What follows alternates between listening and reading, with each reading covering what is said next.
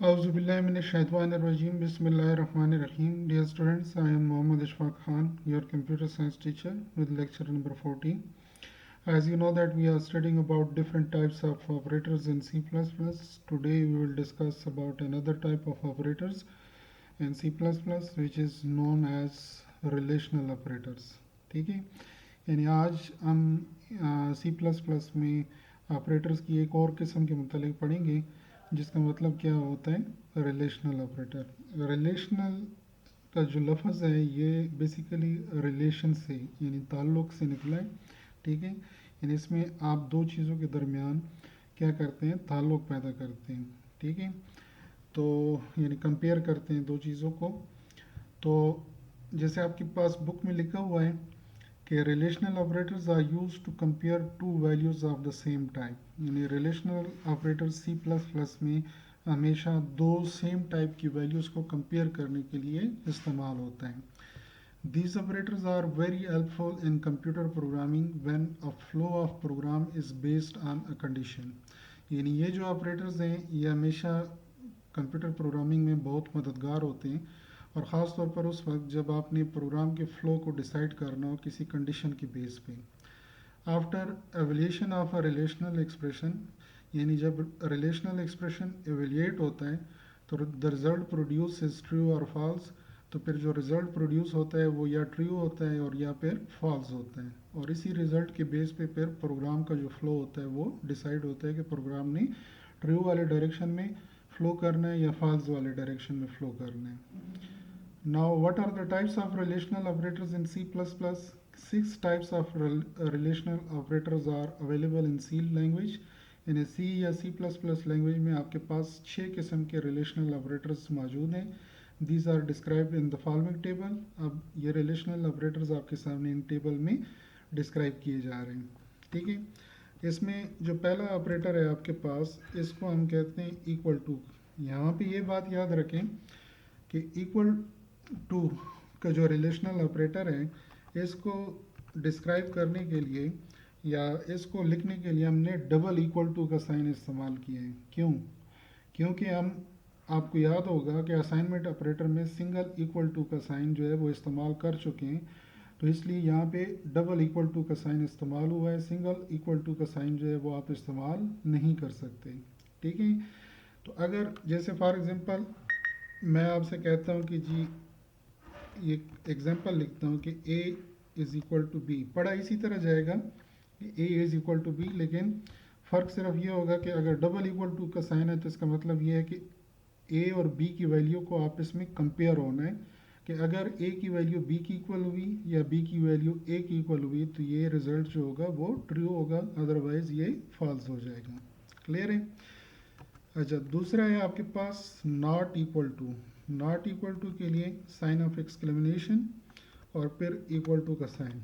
ठीक है, जैसे अगर मैं लिख दूं कि a not equal to b, तो ये किस वक्त ट्रू होगा? अगर a की वैल्यू b की इक्वल ना हुई तब ये रिलेशन जो होगा वो ट्रू होगा, अदरवाइज ये फॉल्स हो जाएगा।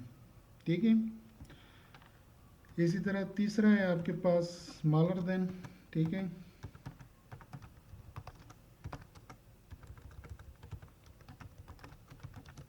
जैसे अगर मैं लिखूं कि a is smaller then b, यानी अगर a की वैल्यू b से स्मॉलर हुई तो फिर ये ट्रू होगा, अदरवाइज ये फॉल्स होगा। इसी तरह दूसरा है ग्रेटर देन।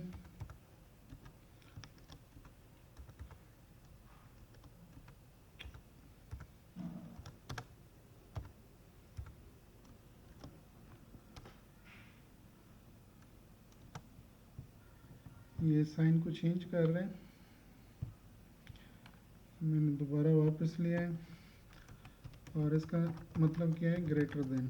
ठीक है, जैसे अगर मैं लिखूं कि a is greater than b, तो ये कब ट्रू होगा? अगर a की वैल्यू b से ग्रेटर हुई तो ये ट्रू हो जाएगा, अदरवाइज ये फॉल्स होगा। इसी तरह नेक्स्ट है आपके पास स्मॉलर देन इक्वल टू। ठीक है,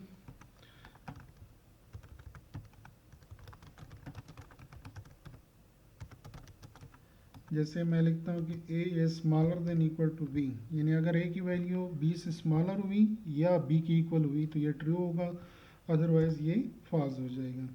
इस तरह अगर मैं लिखता हूँ कि ग्रेटर देन इक्वल टू, इसके लिए ये साइन इस्तेमाल होता है। जैसे मैं लिखता हूँ कि a is greater than b equal to b, तो ये क्या होगा कि अगर a की वैल्यू b से ग्रेटर हुई या b की इक्वल हुई, ठीक है, तो ये क्या हो जाएगा, ये ट्रू हो जाएगा, अदरवाइज ये फॉल्स होंगी, ठीक है। तो ये 6 टाइप्स के आपके पास रिलेशनल ऑपरेटर्स थे सी प्लस प्लस लैंग्वेज में, जो आपके सामने मैंने डिस्क्राइब किए।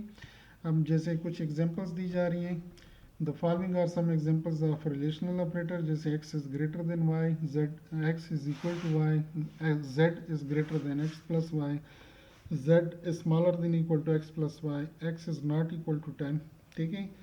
अब इन तमाम एग्जांपल्स के लिए हम लेट कर लेते हैं कि अगर x की वैल्यू 12 है और y की वैल्यू 7 है, तो then the first condition in first line will become true. तो पहली लाइन में ये जो कंडीशन है ये ट्रू हो जाएगी, ठीक है। क्यों? क्योंकि x की वैल्यू 12 है और y की वैल्यू 7 है, तो ये कंडीशन ट्रू हो रही है, यानी x की वैल्यू 12 इज ग्रेटर देन 7, ये ट्रू है। The condition of second expression will become false since 12 is not equal to 7। इसी तरह जो सेकंड एक्सप्रेशन है इसका रिजल्ट क्या होगा, इन वैल्यूज़ के साथ फॉल्स होगा। क्यों? क्योंकि 12 7 के इक्वल नहीं है। तीसरे में क्या होगा कि x और y की वैल्यू पहले ऐड होगी, तो 12 प्लस 7 क्या हो जाएगी, 19 हो जाएगी। और z की वैल्यू जो है वो हम जैसे लेट किया हुआ है नेक्स्ट, कि in the third expression if z as the value 15, हम लेट करते हैं कि z की वैल्यू 15 है, तो then the condition will become false since 15 is not greater than the sum of x and y which is 19। इसी तरह in the fourth expression 15 is less than 19, therefore the condition will become true. यानी fourth expression में, ये जो fourth expression में आपके पास था, sorry, कि z is smaller than x plus y, smaller than equal to x plus y, तो 12 plus 7 19 बनता है और z की वैल्यू 15 है, तो स्मॉलर है, तो इसलिए कंडीशन ट्रू हो रही है। और x is not equal to 10, x की वैल्यू क्या है 12, तो नॉट इक्वल टू 10 है, जिसका मतलब क्या है कि ये कंडीशन ट्रू है, ठीक है। In the last expression if x is any number other than the 10, then the expression will be true. It will only be false when x is equal to 10. कहते हैं कि in C language true is represented by integer 1 and false is represented by integer 0। ये बात याद रखें कि C और C plus plus language में ट्रू को 1 से रिप्रेजेंट किया जाता है और फॉल्स को 0 से रिप्रेजेंट किया जाता है, ठीक है। सो स्टूडेंट्स, ये था आज का आपका लेक्चर, एक छोटा सा लेक्चर था, टॉपिक था जो आपके सामने एक्सप्लेन किया गया, ठीक है।